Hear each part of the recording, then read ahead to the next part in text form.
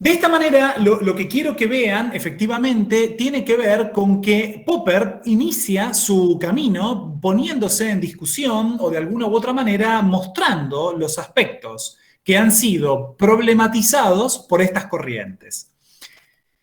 Las interpretaciones que giran en torno a Popper y su obra han sido objeto de grandes debates que posibilitaron afirmar que, en un antiempirista radical, como él mismo se consideraba respecto del inductivismo. O sea que, ¿por qué será una escuela de racionalismo crítico el de Popper? Necesariamente será una escuela así por la sencilla razón que lo que va a estar haciendo este personaje filósofo es efectivamente estar en contra del empirismo y de la inducción. Ahora veremos cómo. B, que su obra es un punto de inflexión que va del positivismo a posiciones no tan empiristas. C, que pese a sus diferencias debe ubicárselo dentro de la concepción neopositivista. Claro, que era un poco lo mismo que decía recién Patricia. O sea, toda esta gente estaba almorzando en la misma mesa. O sea, por más que él mostró discrepancias con una manera a propósito de la cual la ciencia estaba haciendo un método, no significa que estuviera en contra de grandes principios vertebradores que le venían. Algunos, como supe, por ejemplo, consideran que Popper pertenece a la concepción heredada, aunque en una forma crítica otros, en cambio, consideran que no pertenece a esta corriente epistemológica, aunque sí debe incluírselo en la epistemología tradicional. Como verán, lo único que estamos tratando de estudiar juntos es que la figura de Popper pasó a la historia de la filosofía como alguien de difícil ubicación, porque estando dentro del Círculo de Viena, posicionó muchos puntos en contra, independientemente de tener una misma tradición. No se me aburran, no se me vayan, porque lo único que todavía tienen que tener en claro es que el inicio de la discusión epistemológica surge o nace a propósito de dos problemas. A, el problema de el contexto de demarcación, y B, la idea de cómo hacemos para justificar una hipótesis. Eso es fundamentalmente el tronco que Popper va a ver contra el inductivismo. A propósito de esto, Schuster señala que es necesario tener en cuenta que esta concepción, el racionalismo crítico, por más que se presente como crítica al empirismo lógico, comparte una creencia, aquella que sostiene que para entender los procesos que permiten la comparación de los enunciados con la realidad por medio de la percepción, debe darse un orden lógico, una claridad enunciativa y una determinada formalización del lenguaje. Vengan para aquí. Volvamos de vuelta. Ustedes disculpen la estrategia didáctica número 0, pero la estrategia de la repetición. Existen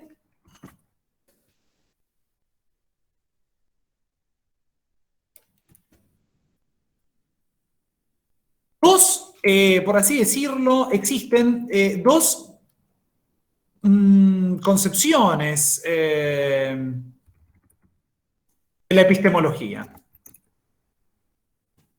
Están enfrentadas y las llamamos empirismo lógico o neopositivismo o positivismo lógico, que se enfrenta efectivamente a la teoría del racionalismo crítico.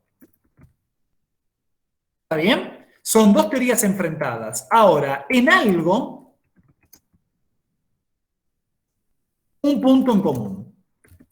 Y es importantísimo, efectivamente, que lo podamos generar. Y tiene que ver, de alguna u otra manera, con formalización y claridad enunciativa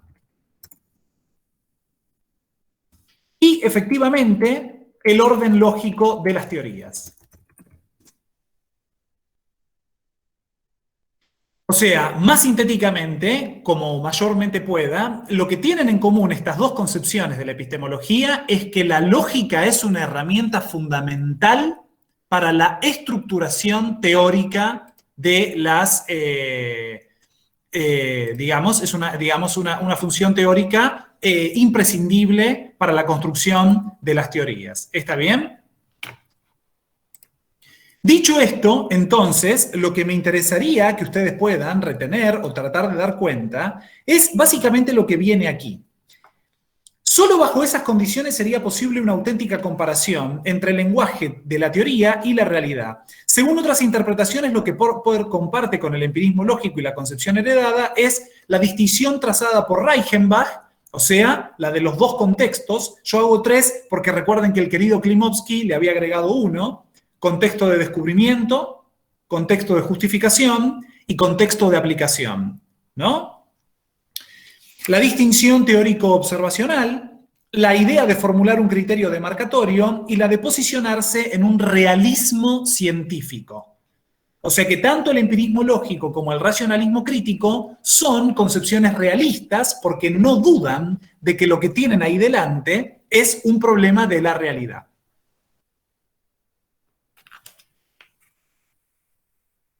Bien. Pasemos a la voz de Popper, que me parece que va a ser mucho más autorizado que lo que ha escrito aquí mi queridísimo JTP, mi jefe de trabajos prácticos, en este capítulo de manual, ¿no es cierto? Entonces, dice Popper lo siguiente. Estamos en la 351, abajo en la cita. De acuerdo con una tesis que tiene gran aceptación y a la que nos opondremos en este libro, las ciencias empíricas pueden caracterizarse por el hecho de que emplean los llamados métodos inductivos. Métodos inductivos. Ahora, fíjense, la grandeza... No estaría bien dicho la grandeza. Disculpen ahí el fallido. Fíjense que Popper se presenta completamente directo en lo que él quiere decir, en lo que él quiere afirmar y en lo que él quiere contraargumentar.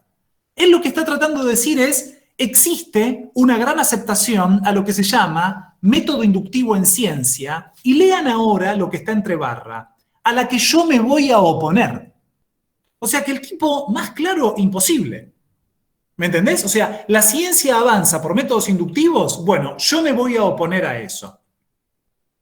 Según esta tesis, la lógica de la investigación científica sería idéntica a la lógica inductiva, es decir, al análisis lógico de tales métodos inductivos.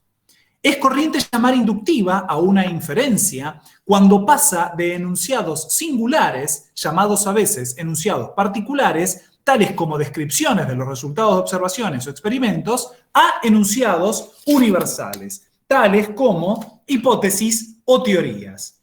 Ahora bien, desde un punto de vista lógico, dista mucho de ser obvio que estemos justificados al inferir enunciados universales partiendo de enunciados singulares. Por elevado que sea su número, pues cualquier conclusión que saquemos de este modo corre siempre el riesgo de resultar un día falsa. Así, cualquiera que sea el número de ejemplares de cisnes blancos que hayamos observado en esta justificada la conclusión de que todos los cisnes sean blancos. Se conoce con el nombre de problema de la inducción la cuestión acerca de si están justificadas las inferencias inductivas o bajo de qué condiciones lo están. Traduzco. Si la ciencia del mundo se basa en un método inductivo, el método inductivo se basa en la lógica inductiva. Y por definición, la lógica inductiva no transmite necesariamente la verdad. Por lo tanto, podría caer en una falacia, te agradezco muchísimo, y al mismo tiempo, todos los conocimientos de la realidad estarían probablemente justificados. Este es el engranaje que encuentra Popper para estar en contra del inductivismo, como bien decía Patricia antes, siendo parte de ese grupo de filósofos o de ese grupo de científicos que están analizando la ciencia. Vengan aquí un minutito.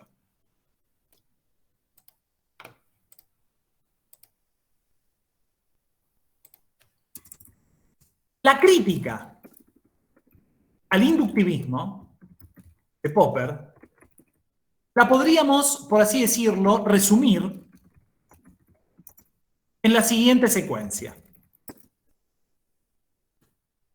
Al momento, toda la ciencia trabaja, evalúa, justifica y estudia en base al método inductivo, ya sea el inductivismo estrecho o sofisticado.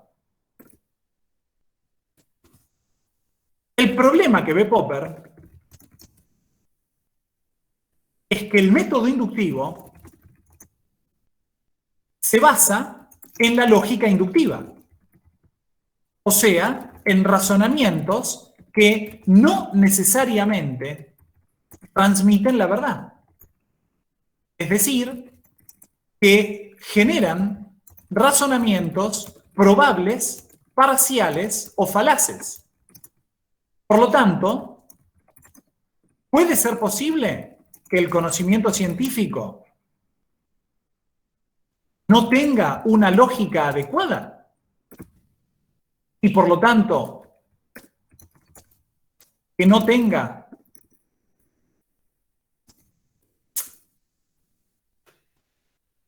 un método adecuado. O sea que Popper inicia su camino contra el inductivismo. Profe, perdón, ¿no me podés subir un cachito que quiero ver lo de qué tenían en común el inductivismo y el otro? Era la formalización Acá está, y mirá. claridad. Ah, genial. Gracias. Según parece entonces, Popper encontraría los fundamentos de su concepción en el éxito de las arriesgadas predicciones que Einstein hiciera sobre el comportamiento de la luz al acercarse a un fuerte campo gravitatorio. Popper ve en el rigor que lleva a someter a prueba una teoría científica enfrentándola a las condiciones más estrictas que pudiera desdecirla y refutarla, el signo distintivo de la ciencia. Acá está la clave de la cosa. Algo que tenga la fuerza, el germen o la iniciativa de ser científico, tiene que tener un vínculo fundamental en que tiene que ser necesariamente guerrera de refutaciones. Aclarámoslo.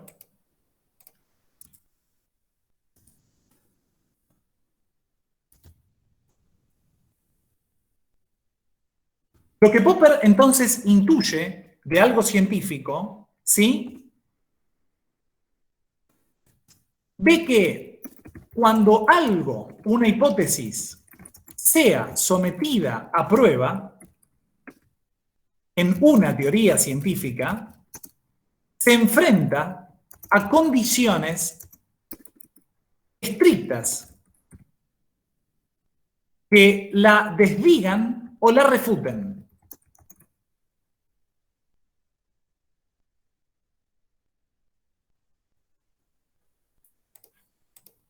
Entonces, la refutación y no la confirmación va a ser, para Popper, la refutación, el elemento distintivo de la ciencia. ¿Qué hace que una hipótesis sea verdadera? Que resista a ser refutada. ¿Van viendo el juego de la inversión? ¿Qué hace en el inductivismo que una hipótesis sea verdadera? Que sea confirmada. Popper va a plantear efectivamente como un andamiaje justamente de planteo dialógico. Una hipótesis será verdadera cuando resiste a la refutación y esa refutación sea o tenga un peso importante.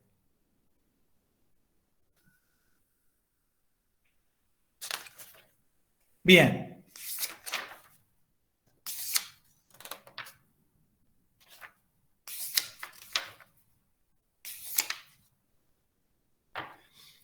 Vamos a hablar entonces acerca de lo que comienza aquí en la 352, intitulado como el problema de la demarcación, y posteriormente vamos a saltar a la 361, para que ustedes vean efectivamente el falsacionismo. Entonces, Hacia 1926, Popper comienza a relacionarse y a debatir fuertemente con el Círculo de Viena, con quien compartía una preocupación básica: el problema de la demarcación.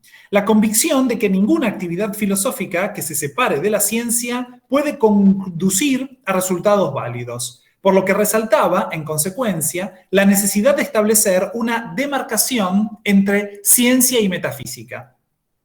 Recordemos aquí la distinción de los enunciados con sentidos científicos, a los que no los tienen los pseudocientíficos. Es ampliamente desarrollada por el empirismo lógico, que era un poquito lo que veníamos recordando hace un rato.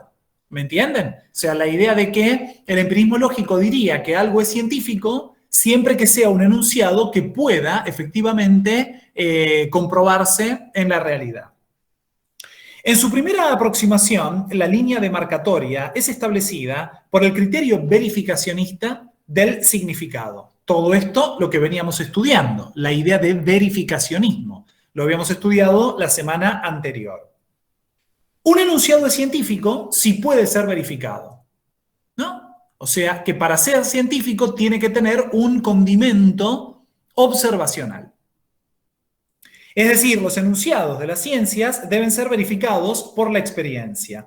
Y así, como vimos, distinguían entre enunciados verificables y no verificables. Estos últimos eran considerados los enunciados metafísicos y, en consecuencia, como pseudocientíficos. Esta respuesta al problema de la marcación no estuvo exenta de crítica, y ahí al criterio verificacionista se le opone el confirmacionista. ¿Está bien? Todo esto ya lo habíamos estudiado, lo estamos repasando, ¿no? El verificacionismo o el confirmacionismo efectivamente son criterios de verificación de hipótesis. Página 353. Como ya vimos al inicio, esta cuestión de la demarcación abreva en las fuentes de la teoría del conocimiento kantiana, y por tal motivo Popper denomina a esta cuestión el problema de Kant. Si para el conocimiento objetivo y científico quedaba ceñido exclusivamente al ámbito de lo experimental, relegando de esta manera todo lo que no pueda captarse por los sentidos al campo de la metafísica, para Popper, por su lado, solo podrán formar parte de la ciencia aquellas afirmaciones que sean posibles de refutación, es decir, que tengan posibilidad de ser refutadas. Aquí.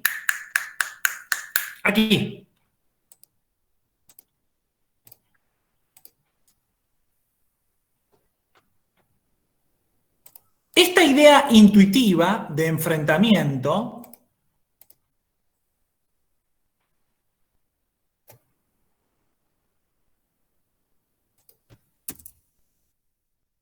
es la noción intuitiva de criterio de demarcación.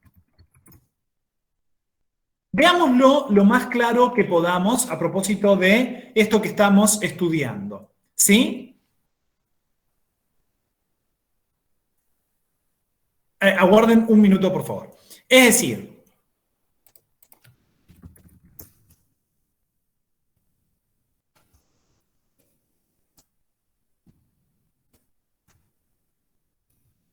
son dos criterios, los de demarcación, el verificacionismo y el confirmacionismo, que ¿qué es en definitiva lo que están tratando de hacer? Lo que están tratando de hacer es indudablemente utilizar a la experiencia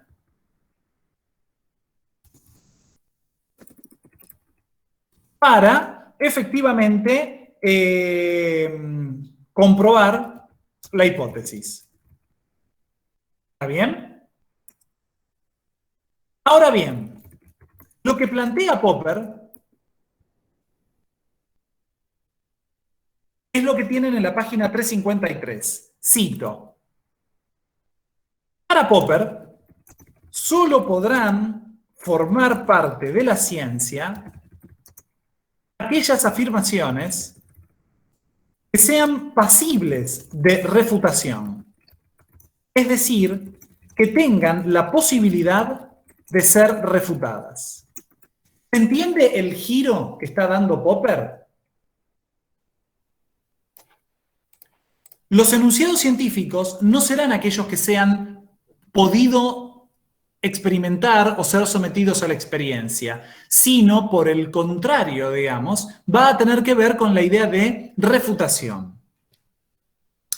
Por otro lado, dice Popper, digamos, lo dicho aquí implica dos cosas. Popper afirmará que los enunciados metafísicos no necesariamente carecen de sentido, y así la metafísica no es opuesta a la ciencia. Por otro, lo que Popper considera que no es científico está vinculado a la actitud de seguidores de las concepciones teóricas. Por ejemplo, él ve como desfavorable la actitud de aquellos que siguen a Marx, a Freud y a Adler y se inclina en cambio por la arriesgada apuesta de Einstein. O sea que Popper invita a la continua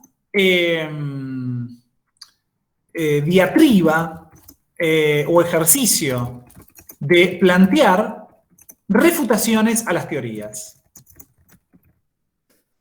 En vez de seguir dogmáticamente una teoría, plantear necesariamente su falla.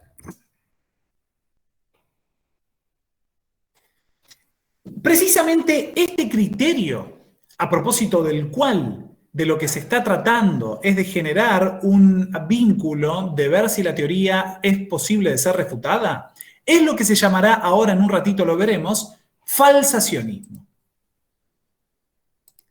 ¿Vamos bien hasta acá, más o menos? Profe, Sí. ¿Popper tenía sus seguidores o trabajaba solo? Popper tenía sus seguidores, absolutamente, digamos.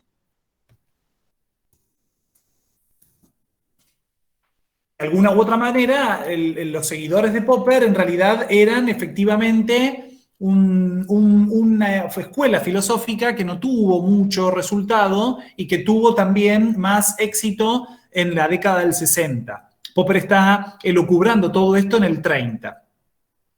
Pero lo que me interesa que puedan ver es, en definitiva, que mientras que el verificacionismo y el confirmacionismo, para corroborar la validez de una hipótesis, necesitan ir a la experiencia, Popper no quiere comprobar, sino que dirá, una teoría será buena si, queriendo ser refutada, la teoría no admite la refutación.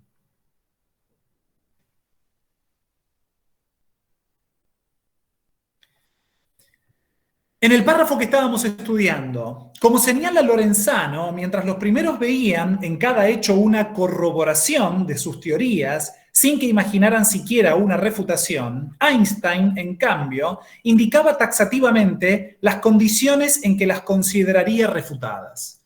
Esto es muy interesante e independientemente de las toneladas de aburrimiento que tengan, es muy interesante incluso para la vida misma.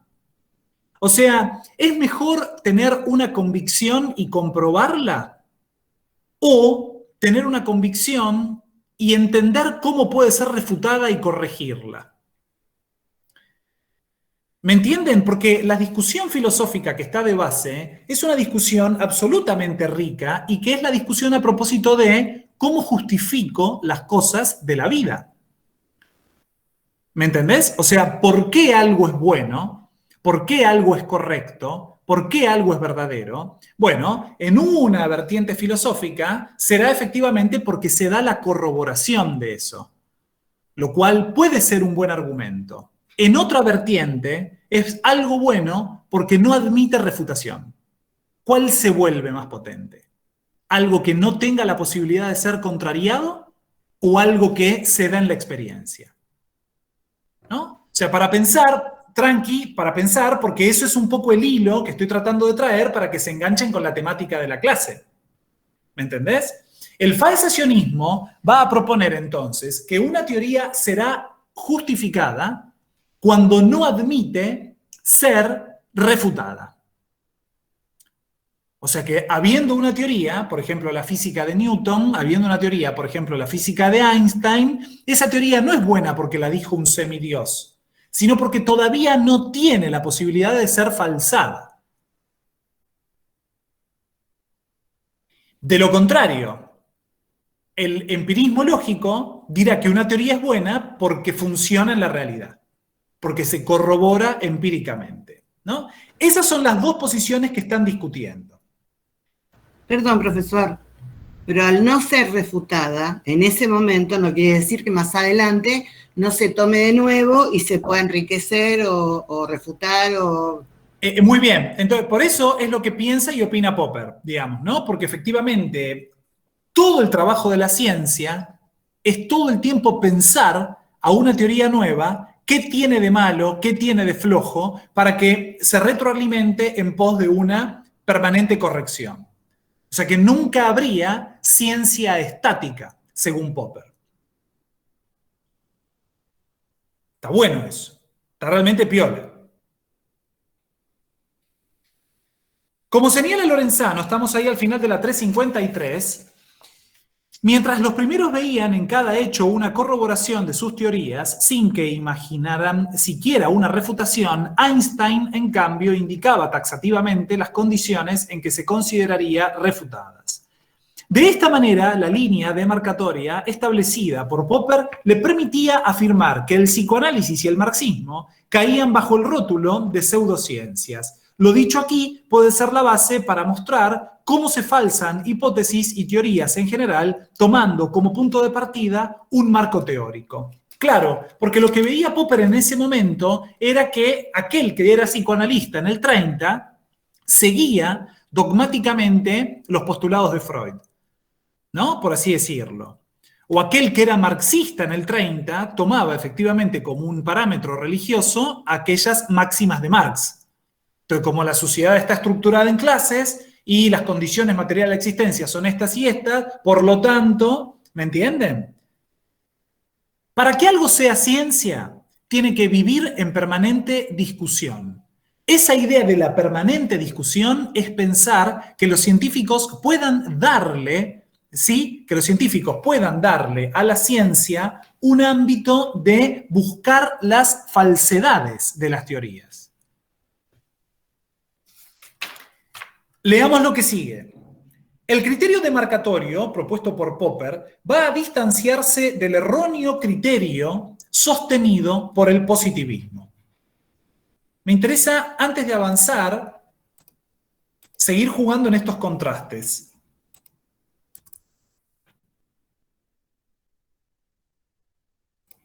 Vamos de vuelta.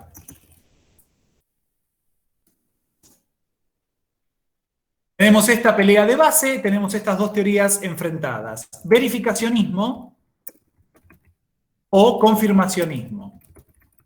Y del otro lado, falsacionismo. ¿Está bien?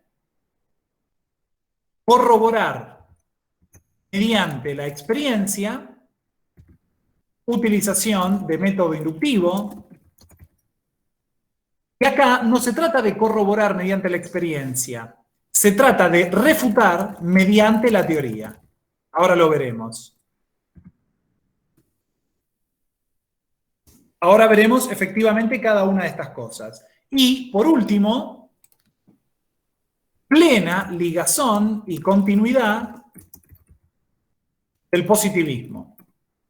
Plena ligazón y continuidad de Kant. Para que más o menos se vayan haciendo que aquellas cosas que estructuran el mundo tienen que ver efectivamente con ideas que se originaron en la filosofía.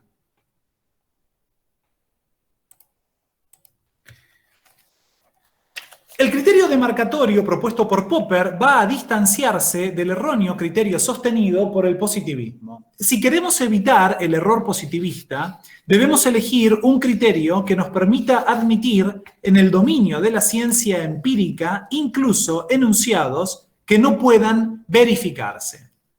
¿Vamos de vuelta?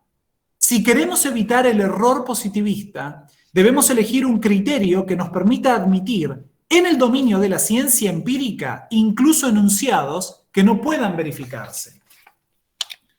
Pero ciertamente, solo admitiré un sistema entre los científicos o empíricos si es susceptible de ser contrastado por la experiencia. Estas consideraciones nos sugieren que el criterio de demarcación que hemos de adoptar no es la verificabilidad, sino el de la falsabilidad de los sistemas. O sea que nuestra clase comienza por aquí. ¿Qué es esto?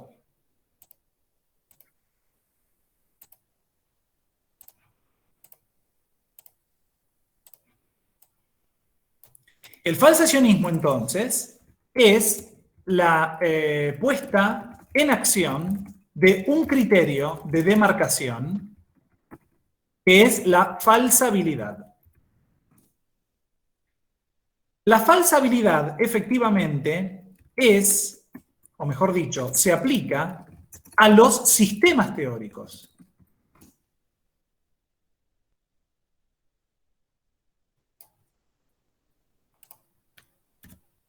¿Está bien? Así, en una línea crítica al inductivismo del empirismo lógico... Profe, perdón, ¿qué dijiste recién A ver. del falsacionismo? Ah, es la apuesta de acción. Ay, gracias. No hay problema.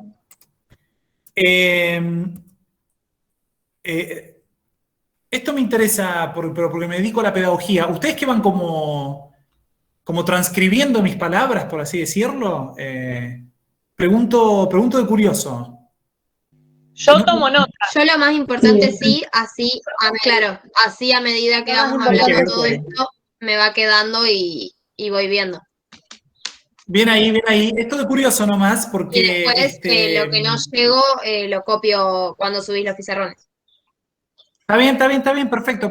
No, porque insisto, estoy tratando de advertir algunas cuestiones que se nos vienen como paradigma, sobre todo para educación superior, para lo que van a ser sus futuros años de escolaridad, por así decirlo, en donde, bueno, estoy tratando de generar algunos ámbitos estadísticos de cómo vamos incorporando la información de las clases, ¿no?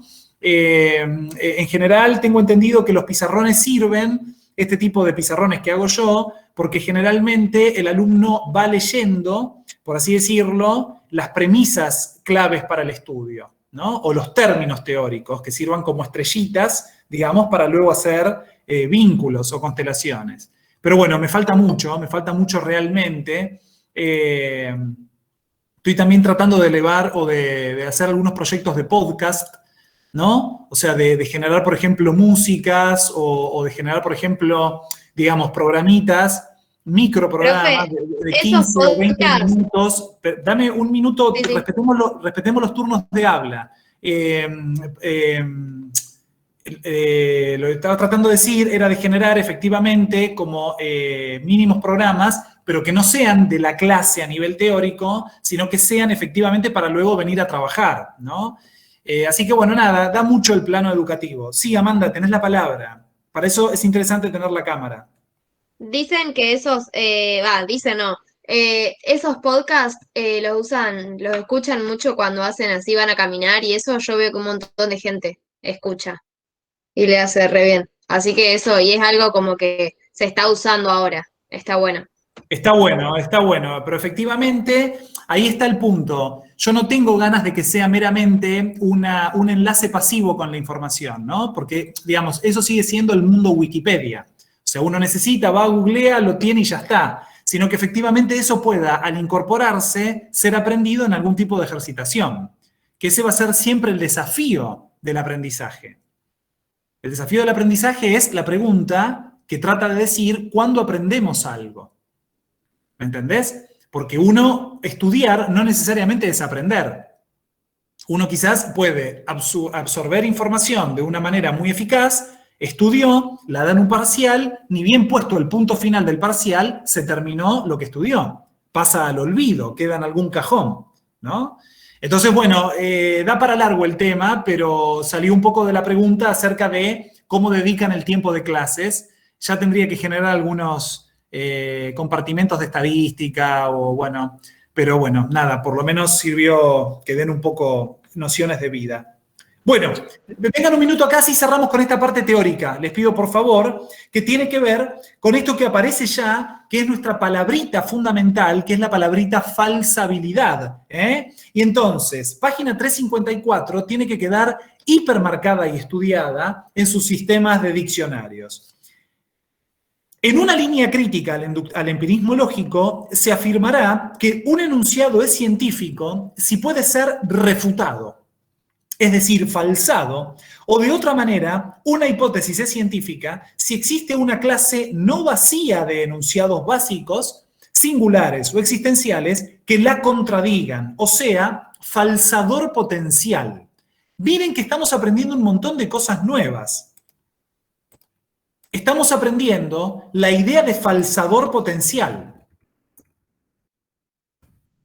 Un enunciado básico, ¿sí? Singular y existencial, que tiene la potencia, así se habla, ¿sí? O la fortaleza de contradecir a una hipótesis científica.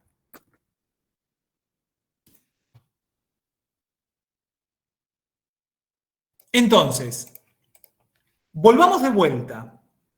Un enunciado es científico si puede ser refutado, o es lo mismo que decir falsado. ¿Está bien? Una hipótesis es científica si existe una clase vacía o conjunto vacío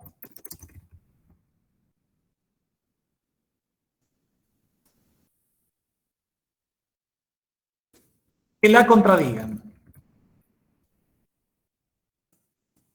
Es decir, si se explicitan las condiciones como para que pueda ser refutado en algún momento.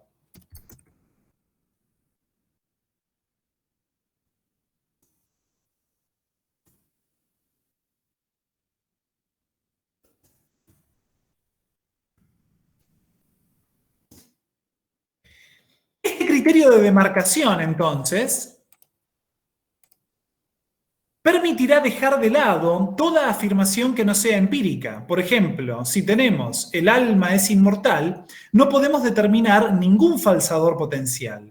En principio, no es un enunciado del que podamos indicar cuáles son las condiciones bajo las cuales eventualmente podría mostrar su falsedad.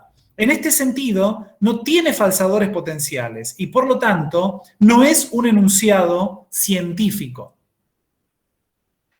Lo indicado aquí sirve de apoyo a su metodología justificacionista, que va a ser el refutacionismo o el falsacionismo, y el método hipotético deductivo. Su propuesta será entonces, como indica Lorenzano, antiempirista, antiverificacionista y antiinductivista. Entonces,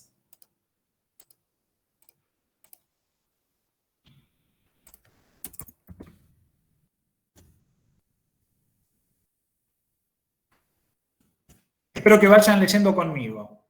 Tales términos, entonces, tienen que ver con los siguientes.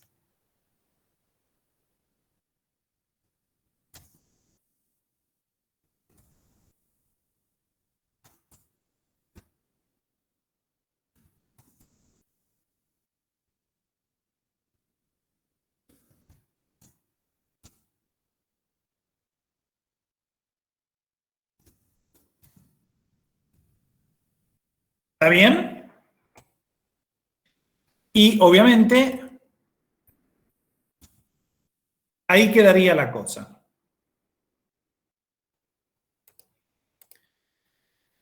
Entonces, lo que Popper inventa, de alguna u otra manera, es que una hipótesis va a ser justificada no con ayuda de la experiencia, sino mediante un soporte lógico que la haga, de alguna u otra manera, que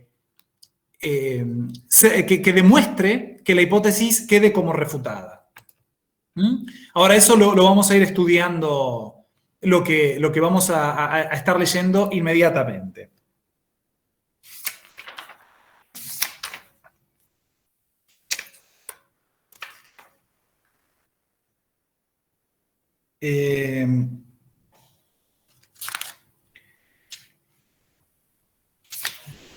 Me parece que para que la cosa tenga un poco más de enfoque, vamos a pasar primeramente a la página 361, ¿está bien? Y después al estudio del método hipotético deductivo. En la página 361 nos encontramos con el falsacionismo popperiano. Es posible sostener que el falsacionismo popperiano, también denominado falsacionismo ingenuo, se conforma como la primera gran ruptura con la posibilidad de acceso lógico y empirismo a la verdad. Si, como vimos, no puede verificarse una hipótesis por medio de la comprobación de los enunciados verificables en ella, y en consecuencia no podemos estar lógicamente seguros de que la hipótesis ha sido verificada o confirmada, sí, en cambio, podemos estar seguros lógicamente de su refutación. ¿Se entiende lo que estoy tratando de decir? Se gana más en poder refutar algo mediante un método lógico racional deductivo que ante la posibilidad de confirmar lo probable de algo. Vamos de vuelta. Si, como vimos, no puede verificarse una hipótesis por medio de la comprobación de los enunciados verificables en ella, y en consecuencia no podemos estar lógicamente seguros de que la hipótesis ha sido verificada mediante el inductivismo estrecho o confirmada mediante el inductivismo sofisticado, sí, en cambio, podemos estar seguros lógicamente de su refutación. Miren.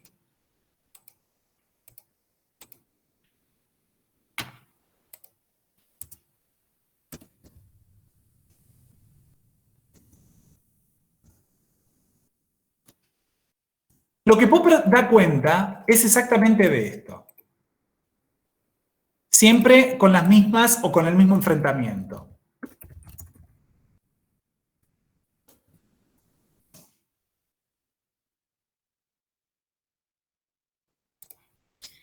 El empirismo lógico desarrolla efectivamente dos métodos o dos criterios de validez de hipótesis. ¿Cuáles son? Verificacionismo, confirmacionismo. ¿Está bien? El empirismo lógico utiliza la inducción como base lógica de sus razonamientos para los métodos. ¿Está bien? Y al mismo tiempo, lo que me importa que ustedes puedan ver es que el empirismo lógico no asegura la verdad de la hipótesis. ¿Por qué no la asegura? Porque efectivamente recuerden que el confirmacionismo, en tanto se basa en el método inductivo,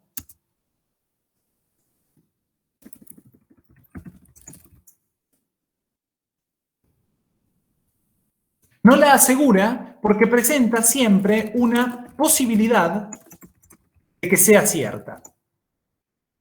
Recordar pizarrón de la semana pasada. ¿Está bien? En cambio, el racionalismo crítico, fíjense que de alguna u otra manera tiene el criterio de validez, que será ¿cuál? La falsabilidad.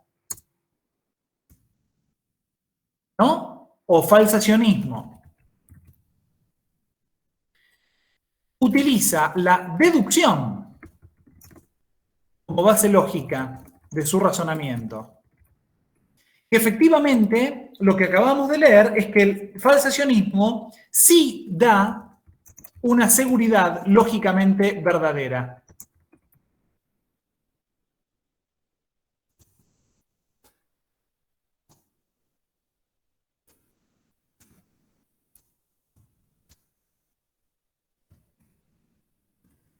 ¿Está bien?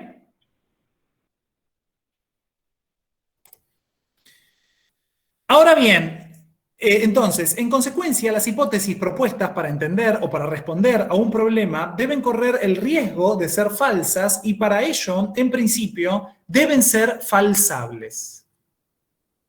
Lo cual nos devuelve de alguna manera a retomar lo dicho sobre el criterio de la demarcación. Con esto tenemos que falsabilidad se aplica a la posibilidad que tiene un enunciado de ser falsado, la cual radica en si es o no empírico, mientras la falsación se utiliza como el objeto de dar cuenta de las reglas que indiquen en qué condiciones debemos considerar falsado un sistema. Básicamente que la falsabilidad se aplica a un enunciado, la falsación a una teoría. Una hipótesis es falsable cuando aporta un informe de riesgo acerca del mundo. ¿Y qué significa esto? Ni más ni menos que la hipótesis tenga contenido empírico que diga algo acerca del mundo y que no esté provenida contra la refutación, de modo que se corra el riesgo de que ésta pueda acontecer en cualquier momento. Para ello, en primer término, es necesario que la hipótesis sea falsable, es decir, que tenga la posibilidad de ser falsa. La terminación ble indica posibilidad de tal modo que no debe confundirse falsable con falsada. Una hipótesis falsable en el proceso de contrastación empírica puede resultar falsada o corroborada.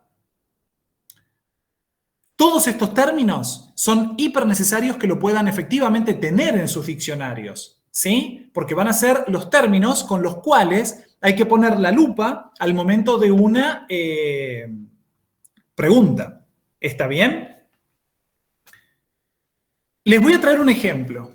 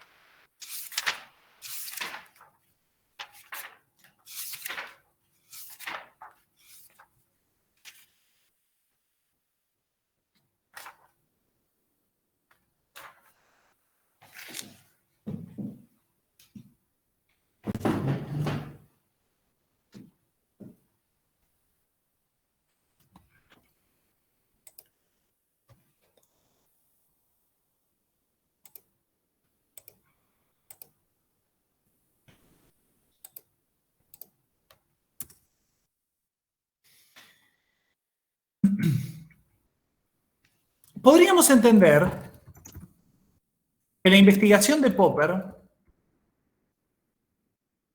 presenta estos rasgos. Si es cierto que las hipótesis científicas se inventan, ¿qué garantía tendremos de su verdad?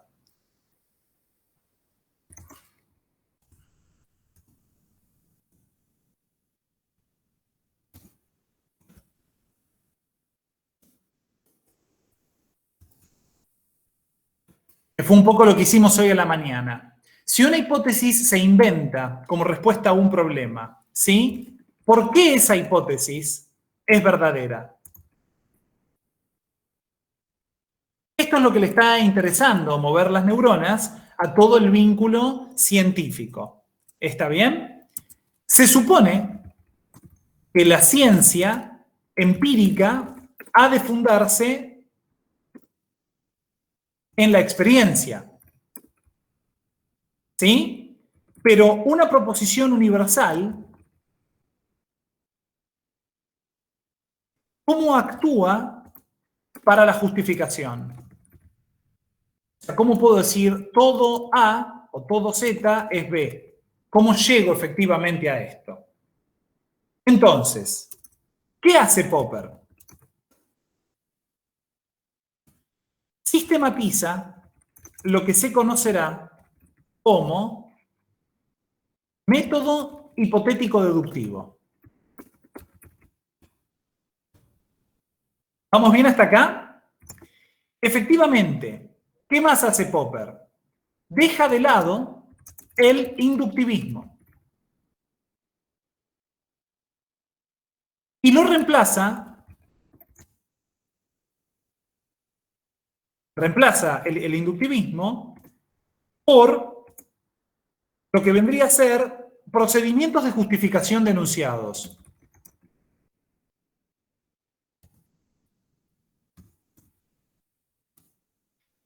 esta crítica que hace Popper al inductivismo tiene el núcleo en que la actividad del científico moderno es más compleja que la aplicación de un método.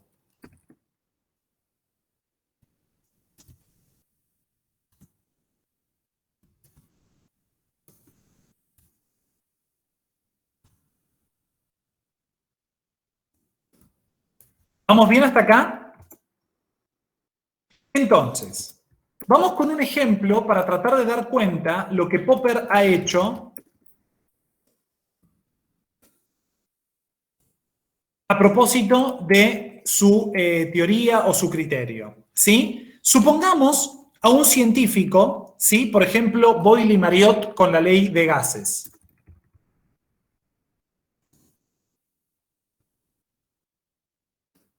¿Está bien? Entonces, vamos a tratar de pensar lo siguiente. Supongamos que existe un científico que está interesado en resolver un problema. No sé si recuerdan del colegio, ¿sí? Algunos ejercicios de física o algo de eso, con ánimo de realizar una investigación. El ánimo que tiene un científico de realizar una investigación no nació del científico por casualidad. Esto tiene que ver con el contexto de descubrimiento. Tiene que ver con cómo fue educado, qué intereses tiene, en qué materia le iba mejor en el colegio, qué temas le interesan, con quién habla, con quién dialoga, en dónde gasta el tiempo. ¿Está bien? O sea que no es de la casualidad. Surge por la percepción, por el planteo de un problema, paso que admite las más variadas formulaciones y está rodeado de circunstancias muy complejas. Entonces, a menudo en la ciencia el problema surge con motivo de la reunión de ciertos datos de observaciones que suscitan a la investigación. Lo que estoy tratando de plantear es que uno supone un científico, supone que el científico inventa algo, y esa invención no es casual. ¿Qué significa que no sea casual? Tal investigación se da mediante el contexto de descubrimiento. Interviene mucho para que alguien invente algo.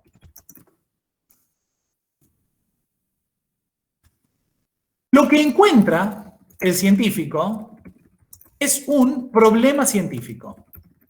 O sea, una pregunta.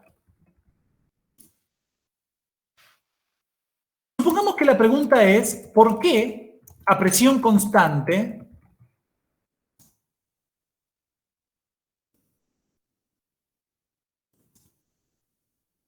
o al revés, digamos, ¿por qué los materiales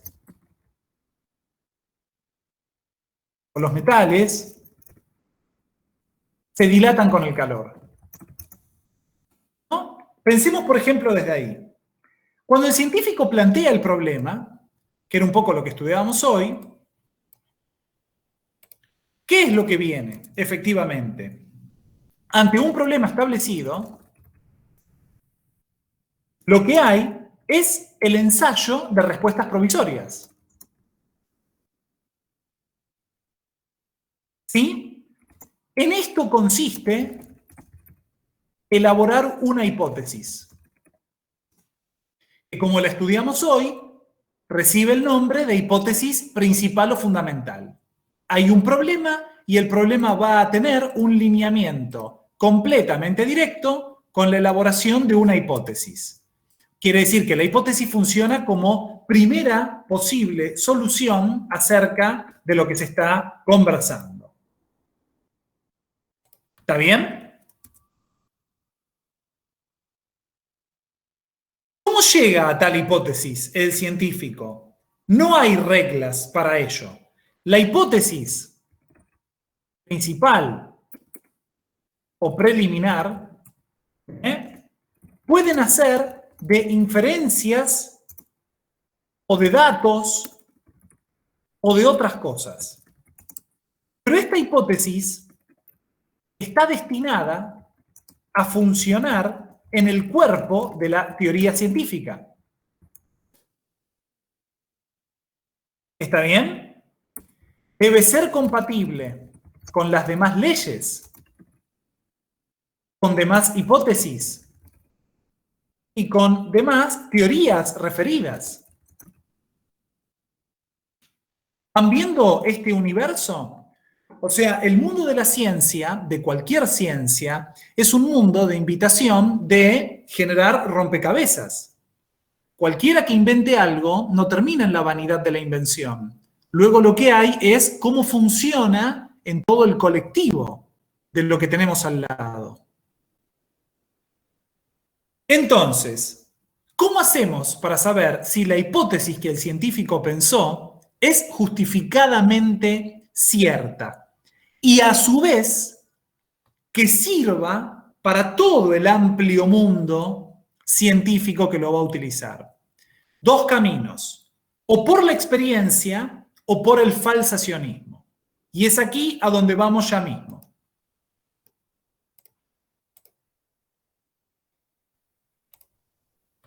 Entonces, un primer análisis consiste en la comparación de la hipótesis fundamental con el resto de proposiciones. Perdón. Y efectivamente, acá viene el problema de la ciencia.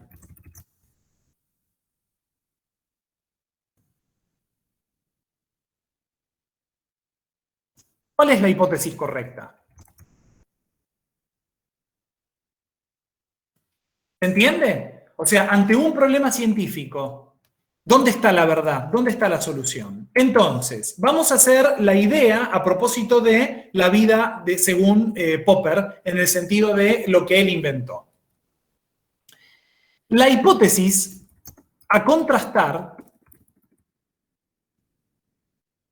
es la ley de Boyle-Mariotte.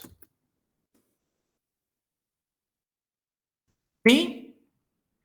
El científico puede someter a experimentos diversas muestras de gas, pero cada uno de estos experimentos proporcionará un dato singular y muestral particular. Pero el científico lo que busca es justificar una proposición general. ¿Sí? Para proyectar las pruebas a realizar, no empieza por la inducción. O sea, Popper, recuerden, rechaza el ámbito inductivo y va a la deducción. Entonces razona.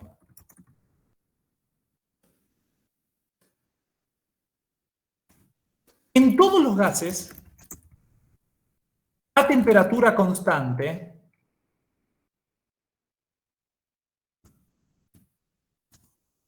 el producto de la presión por el volumen es constante.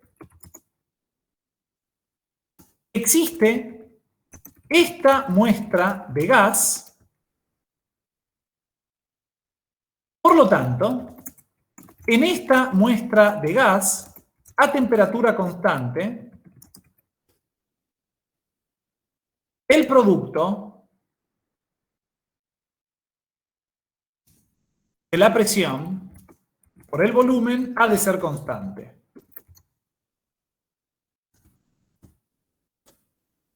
Entonces, de la hipótesis general, que ignora aún si es verdadera o falsa, ha deducido una consecuencia particular, que es esta. Consecuencia observacional. De esta hipótesis principal. ¿Está bien? Pero esta proposición particular sí puede contrastarse con la experiencia. Bastará para ello someterla a distintas temperaturas y a medir su presión. Este enunciado puede convertirse en un falsador potencial.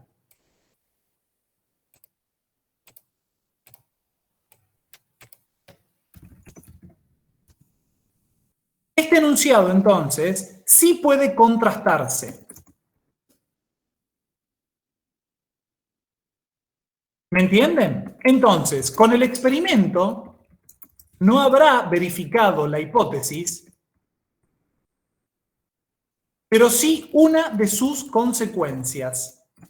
Si es posible probar un gran número de esas consecuencias, nuestro científico estará en condiciones de asegurar que su hipótesis tiene un fuerte grado de confirmación.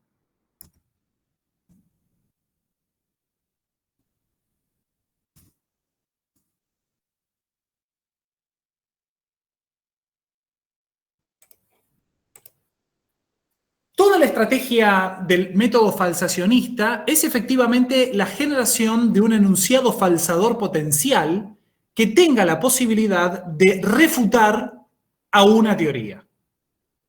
Eso ahora, si quieren, después del recreo, lo volvemos a solucionar o lo volvemos a tratar, sobre todo con las páginas que van de la 354 a la 360, que tiene que ver con el método hipotético deductivo, digamos.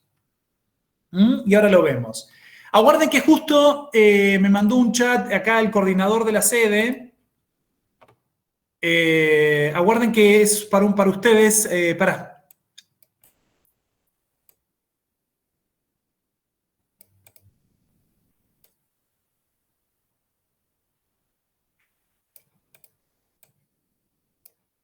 Ok.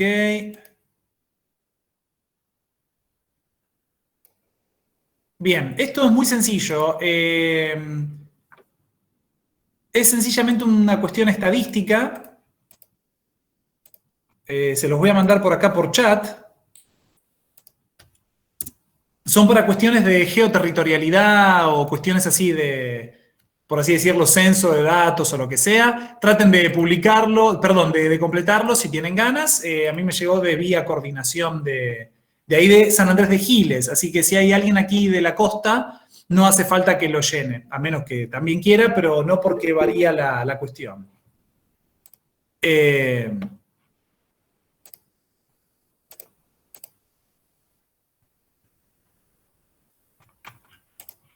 No sé, ¿por qué decís que es la asistencia? Porque nos piden que completemos eso para ellos más o menos controlar si estamos yendo a las clases o no. Ah, bueno. O sea, las otras materias nos van a hacer lo mismo.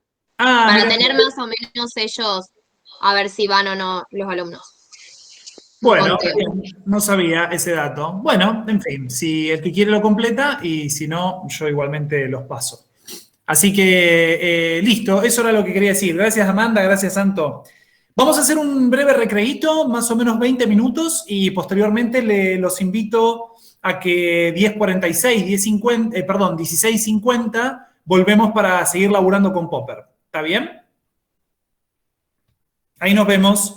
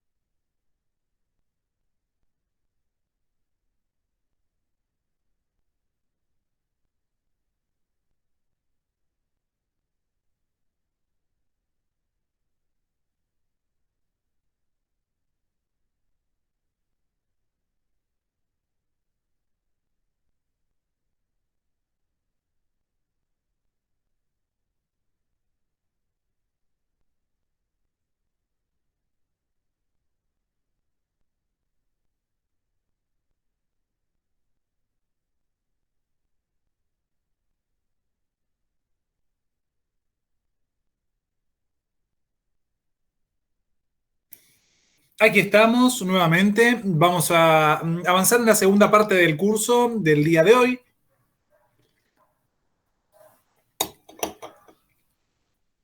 Me quedé pensando con cierto,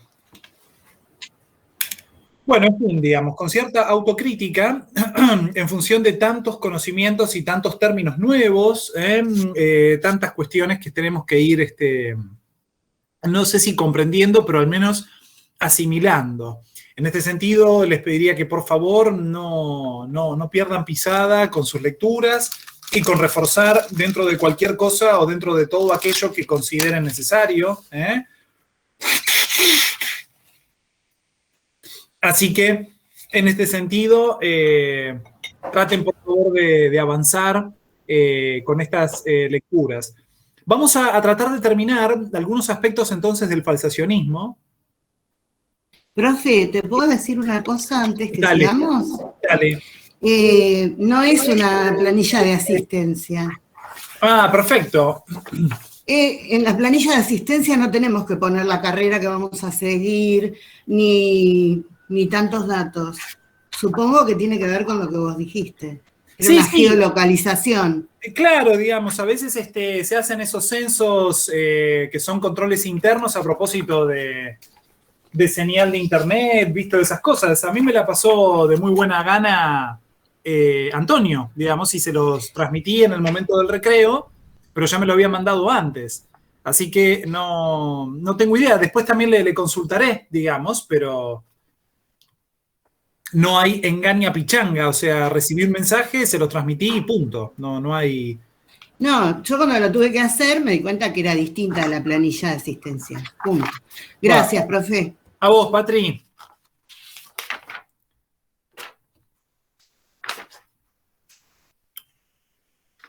Bueno.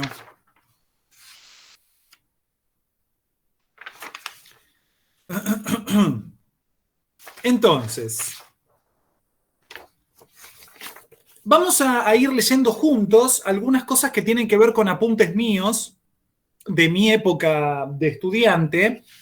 Entonces, les pido o les pediría que, por favor, estén atentos en que todo esto que yo voy a tratar de ir comentando, de ir efectivamente refiriendo de manera oral, ya estaría, digamos, inscripto en nuestros pizarrones. Así que cualquier inconveniente o cualquier lugar en donde estén, sin ánimo de, digamos, que no hayan entendido o que no hayan captado, les pido por favor me detienen, me frenan, y ahí lo vamos entonces conversando. Está bien, pero necesito de su atención.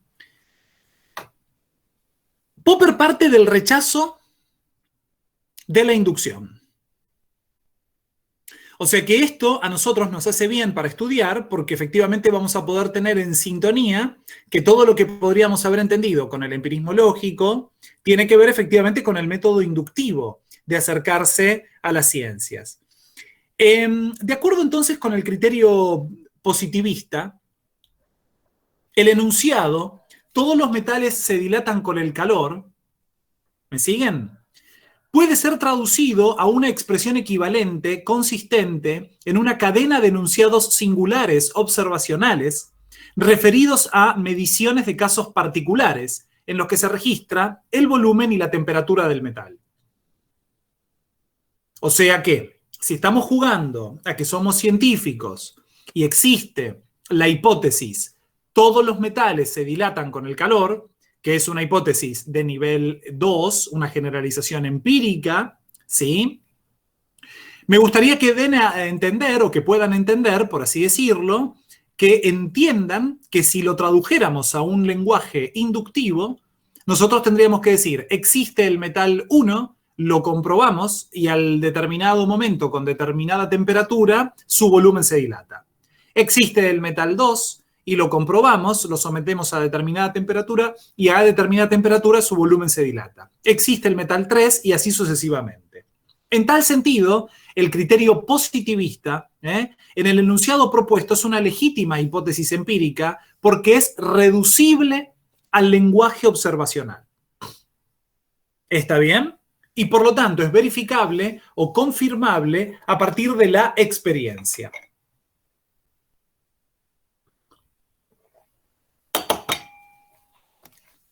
Popper entonces toma esto y dice que no es difícil mostrar que el criterio de demarcación positivista conlleva la aceptación de la inducción.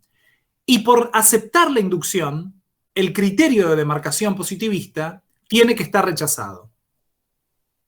¿Por qué? Porque las inferencias o los razonamientos inductivos no transmiten la verdad de forma necesaria. Entonces, lo que Popper dice es, no puede ser el caso de que la ciencia quiera generar métodos para entender la realidad, pero al momento de transmitir esos métodos se base efectivamente en razonamientos inductivos. Popper considera un error del positivismo el que se desestime como sin sentido los enunciados no científicos, o sea, los enunciados de carácter metafísico. Popper no es que esté del todo a favor de la metafísica. Popper lo que está en contra es cómo el positivismo desestima la cosa.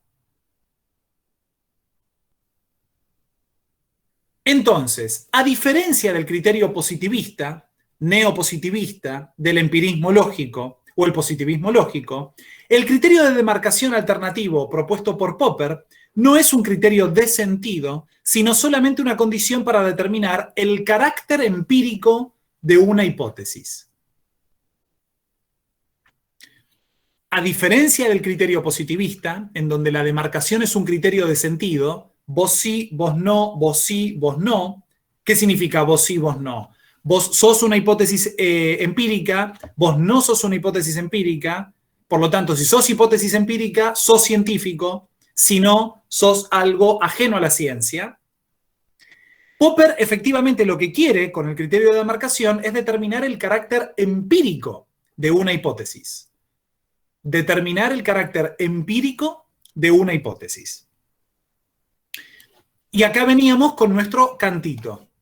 Popper sostiene que para que un enunciado pertenezca al ámbito de la ciencia empírica, debe ser falsable. Estoy aquí no tratando de ser un orador delante de ustedes, aunque parte de eso es la docencia, pero cualquier duda, cualquier problema, este es el momento de aclararlas. Recuerden que todo lo que estoy tratando de hacer es un repaso de lo que ya quedó inscrito en el pizarrón de hace un ratito.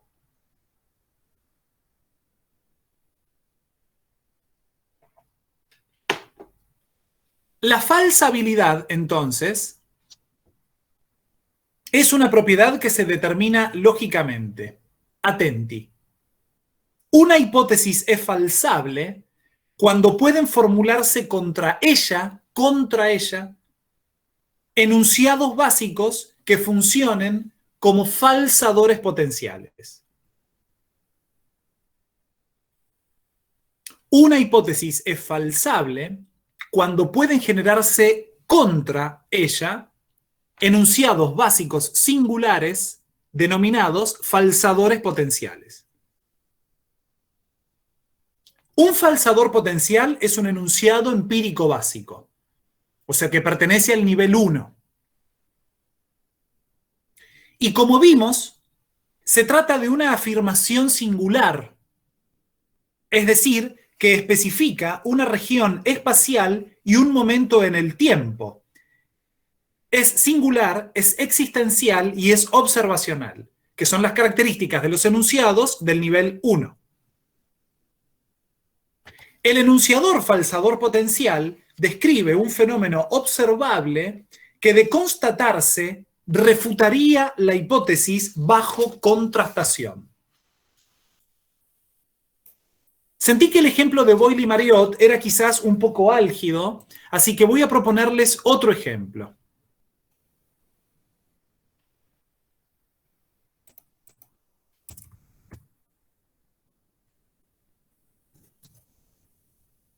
Analicemos un segundo ejemplo. Supongamos que nos propone como hipótesis la siguiente afirmación. Todos los mamíferos viven en la superficie terrestre. ¿Está bien? Estamos bajando un escalón, obviamente, para que la hipótesis acerca de los gases de Boyle-Mariotte se despeje un poquito, pero que entiendan que la lógica es la misma. Todos los mamíferos viven en la superficie terrestre. Fíjense que es una hipótesis que funciona como nivel 2 por ser una generalización empírica. ¿Está bien? Entonces, podríamos formular un enunciado básico falsador potencial.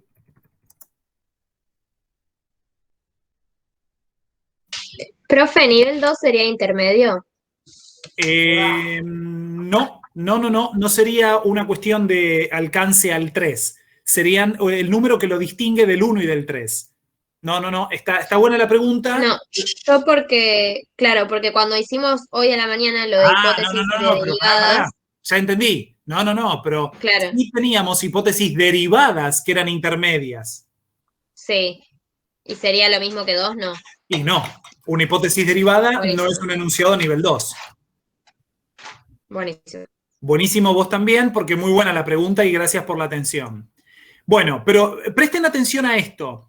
Olvídense del ejemplo que di, que realmente no quería marearlos, pero realmente lo que me estaría interesando es que ustedes puedan entender por qué esta hipótesis, por qué este enunciado es científico. Porque podemos construir un enunciado básico falsador potencial. Anotamos, un enunciado del nivel 1. Por ejemplo, va el enunciado. Hay un animal que es mamífero y vive bajo el agua del mar en el lugar L en el momento M. O sea que el enunciado básico falsador potencial cuenta con las características de ser un enunciado existencial, singular y observacional. Hay, porque existe, porque se da, existe y se da, un mamífero, un tipo de animal y observacional en determinado lugar, en determinado tiempo. Entonces, entre la hipótesis, que está subrayada en amarillo, y el falsador potencial, debe existir una relación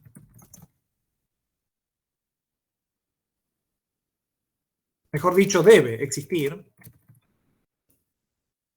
una relación que se llama incompatibilidad o contrariedad, que determina, y esto es lo que inventó lógicamente Popper, no es posible que ambos enunciados sean verdaderos. ¿Me entendés? Entonces, o bien será verdadero el falsador potencial, o bien será verdadera la generalización empírica o la hipótesis. ¿Se entiende lo que estamos tratando de estudiar? Porque efectivamente esto que inventa Popper es de alguna u otra manera el criterio que Popper tiene para acceder lógicamente a la fundamentación de la hipótesis. ¿Se sigue eso que estamos, o se sigue eso que comienza ahí a ser estudiado? Profe, perdón. Entonces, Hola, Inés. Hola. El segundo enunciado, que es correcto, es decir, una ballena es correcto, es mamífero, está bajo el agua, anula el primero. Es eso, ¿no? Excelente. Popper lograba eso, porque yo tengo anotado que Popper siempre buscaba que contradigan la teoría. Si la podías contradecir, obviamente es algo así lo que estamos diciendo desde hoy. Brillante lo que estás diciendo, brillante, y al mismo tiempo es una invitación a hacer ciencia en donde a no quedarse contento con la primera comprobación, sino a hacerle un muro de prevenir futuras refutaciones. Ya estoy, Cami, cierro con esto. Es muy importante lo que está pasando. Popper queda como deslumbrado, bueno, y quién no quizá, pero queda deslumbrado con Einstein. Porque lo que entendió que hizo Einstein es que agarró la física de Newton. ¿Y qué es lo que hizo Einstein? dijo, falla aquí y falla acá. O sea que encontró 3 refutaciones para demoler los principios vertebradores en donde la física de Newton estaba amparada. ¿Me entendés? Entonces, lo que logra Popper es decir, el poder de la refutación genera, lógicamente, el predominio científico de demoler una teoría, independientemente de sacarla a la comprobación empírica. Cami. Sí, tengo una duda respecto a esto del falsador potencial. Sí. Porque entiendo que el falsador potencial es algo que se utiliza para confirmar o para no confirmar una hipótesis. Entonces, esto de que tenga que ser incompatible sí o sí, me estaría diciendo que la hipótesis sí o sí es incorrecta. O sea, no puede ser un falsador potencial, pero que sea compatible con la hipótesis. No, lo primero que estás intuyendo es correcto. Lo segundo, seguro que no puede ser. O sea, o bien es cierto el falsador potencial, o bien es cierta la hipótesis. Ahora, habría dicho esto Patricia antes, que si la hipótesis es correcta, no significa que sea una verdad absoluta, sino que todavía no surgió un falsador potencial que la refute. Ahora lo vemos. Ese hilo que estás arrojando es muy importante. Voy a esto, mirá, en función de lo que acaba de decir Camila, que te agradezco mucho, como siempre, a quienes participan siempre o hacen de esto un diálogo. A ver, espera que lo pongo en prolijo, digamos. La formulación de un falsador potencial no determina nada acerca de si la hipótesis es falsa o verdadera, pero sí indica que pertenece al ámbito de la ciencia empírica. Y por lo tanto, es falsable. Entonces, el criterio de demarcación permite excluir toda afirmación que no sea empírica. Así es como ocurre en ciencias metafísicas, religiosas, de contenido artístico, u otras formas de conocimiento no empírico. O sea, esto que estamos viendo, a propósito del falsador potencial, tiene que ver de alguna u otra manera en que no queda desechada la hipótesis, sino que la excluye efectivamente del ámbito empírico, pero con cierta honestidad intelectual, no como lo hacía el positivismo a propósito de decir tal cosa es científica y por lo tanto aporta conocimiento y tal cosa entonces no lo es. Entonces, en este sentido, Popper entenderá también ¿qué cosa? Fundamentalmente, un enunciado como todos los cuadrados tienen ángulos rectos no pertenece a la ciencia empírica. Por lo tanto, no se puede generar un método de comprobación de falsabilidad, pero no por eso deja de ser ciencia. ¿Me entendés? Porque es imposible generar un falsador potencial de tipo, existe un cuadrado de 3 ángulos en un lugar L y en un lugar M.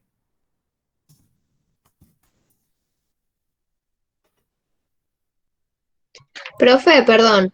Sí. El falsador potencial no determinaba si era verdadero o falso, sino que hacía, que lo habías puesto ahí, pero no Perfecto. llegué. El falsador potencial lo que hace es funcionar como un criterio de demarcación, lo que invita al científico a entender que estamos delante de un problema de las ciencias empíricas o de las ciencias fácticas.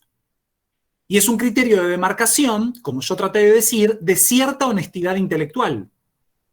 A diferencia del positivismo, que lo que trataba de decir, o bien es ciencia y puede investigarse, o bien no es ciencia y es chatura, el falsador potencial lo que está haciendo es segmentar y limitar la manera de pensar dentro de un ámbito científico.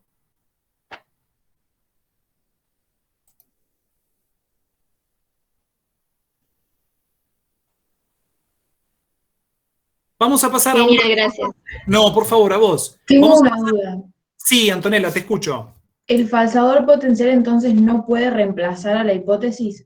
Muy bien, correctísima la duda. No, no la puede reemplazar. El falsador potencial... Perdón, sí. La hipótesis queda siempre siendo la misma. La hipótesis queda siempre siendo la misma, salvo que el falsador potencial logre refutarla. Si la refuta, lógicamente la hipótesis es falsa. Porque si yo digo, todos los mamíferos son terrestres, ¿no? Entonces, alguien me da la comprobación empírica de que existe un mamífero que habita bajo la superficie del mar, la hipótesis, todos los mamíferos son terrestres, queda lógicamente desechada. ¿Saben lo que está tratando de inventar Popper? Algo que ya había inventado Sócrates. Vale mucho más una pregunta inteligente para demoler un razonamiento que la construcción del edificio argumentativo de un argumento. O sea, saber preguntar es la enseñanza de la ciencia. Y eso pasa en una preciosísima, preciosísima carrera que es el derecho.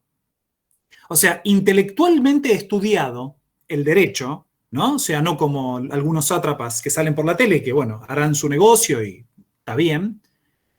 La ciencia de la jurisprudencia es la ciencia que efectivamente dentro del ámbito de lo social intenta de alguna u otra manera llegar con equidad, con justicia y con prudencia a la verdad de una causa. Por eso, el mejor juez es el que mejor inquiere o cuestiona el alegato o la defensa en una querella. ¿Me entendés? Porque siempre en un patrón argumentativo, por más que esté bien hecho, nosotros nos encontrábamos con siempre conexiones. ¿Verdad? Pero efectivamente lo que viene a demostrar el pensamiento es que en el arte de la pregunta está también el gran edificio de la lógica.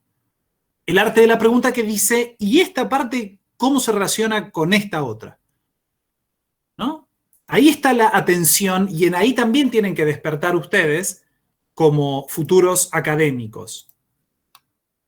Vamos a chusmear algún recurso audiovisual como para que la clase no se haga tan densa y trataremos de ir cerrando el apartado de Popper. Me estoy dirigiendo hacia el campus, igualmente yo voy ahora a compartir pantalla, concretamente hacia los videos de la unidad 5, fundamentalmente el falsacionismo ingenuo. Enseguida comparto. Profe, ¿puedo preguntar algo medio pavo? No, nada es pavo, pero ya estoy contigo. Un minuto antes de la pregunta. Primeramente, discúlpeme, ¿se oye? Las tesis centrales de la Sí, profe, se oye. ¿Hay una voz femenina que habla?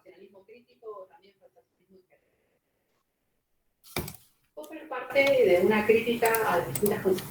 Perdón, ¿quién quería preguntar algo? Perdón. Yo, María Inés. Sí, Inés. Una pregunta medio tonta. ¿Qué pasó con lo que Popper le refutó a Einstein? ¿Tenés idea de eso? Ahí quizás me expresé mal yo. No, él no le refuta nada a Einstein. Él lo que entiende es lo que hizo Einstein y dijo, la papa está acá. Yo entendí que había refutado alguna de las cuestiones de Einstein y digo, ¿cómo lo solucionamos? Me quería saber. Claro, Listo. no. Listo, gracias.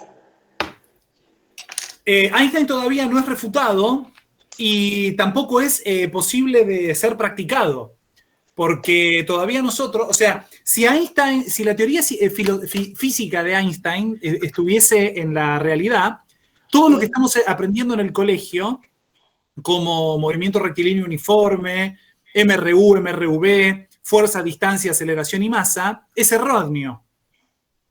O sea que todo el mundo que está dando un parcial en el colegio en tercer año, a propósito de esa temática, está estudiando cosas que son erradas. Por eso me quedé preocupada. Pero ¿me entienden el flash de lo que es eso? O sea, que es casi como lo que pasaba con el giro copernicano a propósito de la postura tolemaica, de que la Tierra es el centro del universo o del Sol el centro